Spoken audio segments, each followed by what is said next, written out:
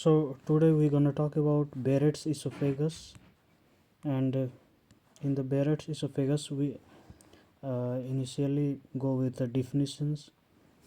So Barrett's esophagus is a condition in which flat pink lining of the swallowing tube that connects the mouth and stomach. So we are talking about esophagus undergoes changes, right? So before than that, we already discussed about GERD, that it occurs due to acid reflux in the esophagus from stomach. So here we can see normal esophagus, and in the GERD conditions we have discussed that the acids that are present in the stomach are reflux back into the esophagus due to weakness of lower esophageal sphincter, and other different cause are there, like more pressures created in the stomach due to delayed emptying of the stomach, also due to pregnancy, like uterus enlarges after the pregnancy, and that causes the pressure increases in the stomach, that lead to acid reflux from stomach to the esophagus.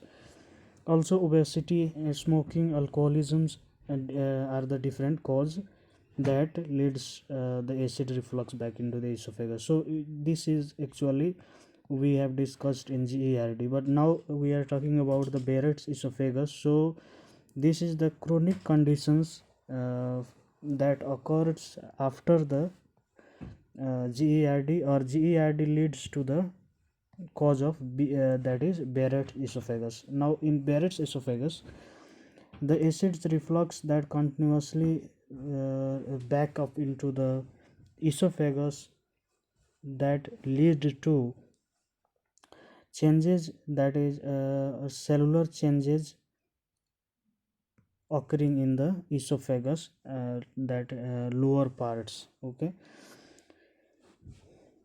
so here we go with so here it is telling that while Barrett's esophagus is a risk factors for esophageal cancer. Okay, so we have to understand that now the Barrett's esophagus, if it's continue for a long time, it cause the risk for adenocarcinoma.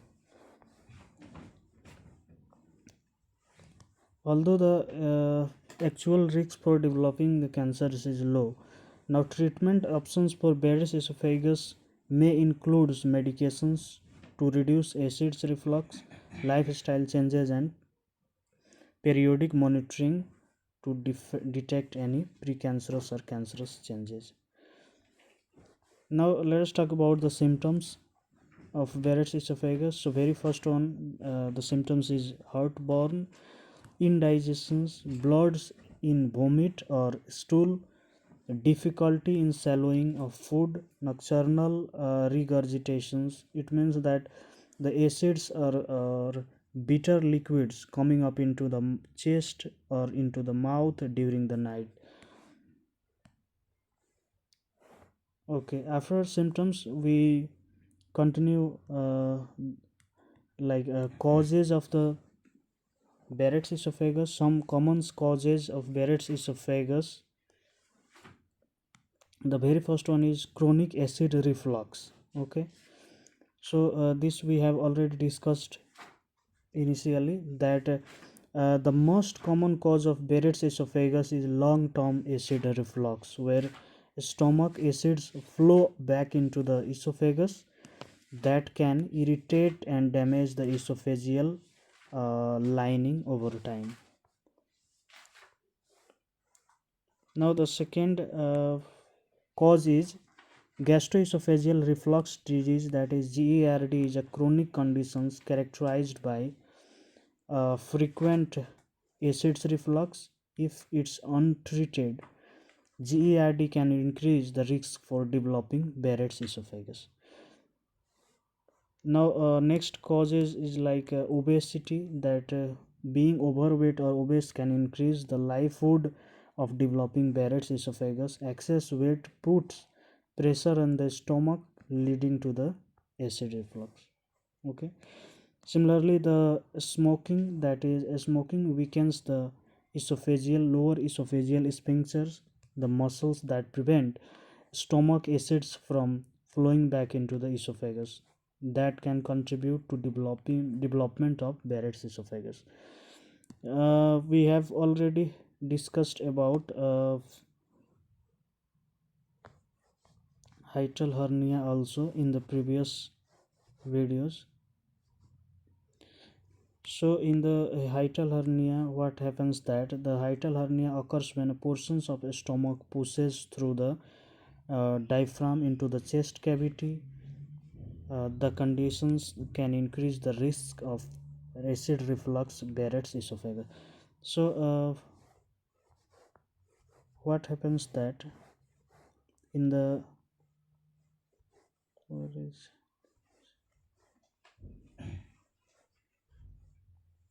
hmm.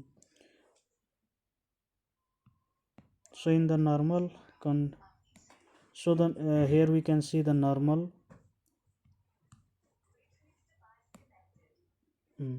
so here we can see the normal stomach, esophagus, and they are separated by diaphragms, right? Now in the now in the hiatal hernia, what happens that this upper part of stomach shifted above the diaphragm, okay, which is abnormal, and in these conditions there it is easy to pass, or we can say reflux back of acids into the esophagus, which for a prolonged time lead to the cause of uh, uh, initially the GERD, and then uh, if it's continue for long time, for prolonged time, it lead to Barrett's esophagus. So it is talking about the hiatal hernia, which is a cause of Barrett's esophagus. Now move on to the when we move on to the next part, that is diagnosis for Barrett's esophagus. It involves several steps, like initially the doctors can take medical history, sign and symptoms. They can analyze. The doctor will begins by taking medical history and asking about the symptoms. Common symptoms of Barrett's esophagus includes chronic acid reflux, heartburn, difficulty in swallowing, and chest pain. Now physical examinations, the physical examinations may be performed to access over your overall health, look for any signs and of complications related Barrett's esophagus. Now third is diagnostic third diagnostic evaluations or test is like upper gastrointestinal endoscopy. This is the primary diagnostic test for Barrett's esophagus. During an upper GI endoscopy, a thin flexible tube with a light and camera endoscope is inserted through the mouth and into the esophagus. The doctor will carefully examine the lining of the esophagus for any abnormal changes. So basically in the Barrett's esophagus, when we do the upper gastrointestinal endoscopy, we can see the changes in the cellular level. That is, initially in the normal conditions, the esophagus is lined by stratified squamous epithelium, which now during the Barrett's esophagus it is converted to columnar epithelium, along with goblet cells, which is examined during biopsy. In the biopsy we can find out the goblet cells also during the Barrett's esophagus. So here The fourth diagnostic test is biopsy in any suspicious area are found during the endoscopy. The doctors will take small tissue samples, that is biopsies, for further evaluation. And also we have to remember that during the biopsies, if the patient is suffering from Barrett's esophagus, so they can find goblet cells mainly. Simple tissue samples biopsies are for further examinations. The samples are sent to the laboratory for analysis. Okay, now pathologic evaluations are there.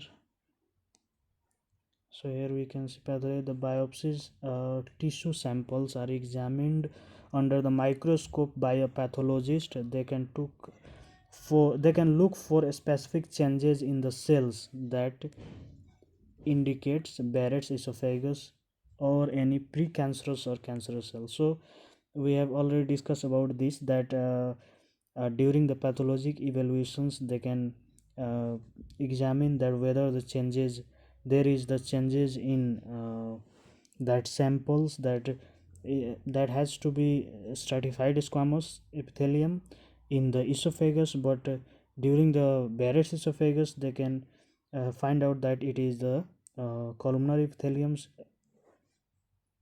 And also they can look for whether it is any precancerous or cancerous cells.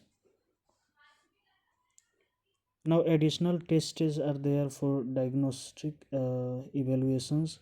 In some cases additional test may be recommended to assess the extent of conditions or rule out other conditions. These tests may include imaging tests like barium cello. Okay, so barium cello are also done. It is also the important diagnostic evaluations done during the Barrett's esophagus. Esophageal manometry to measure the pressures and movements of esophagus.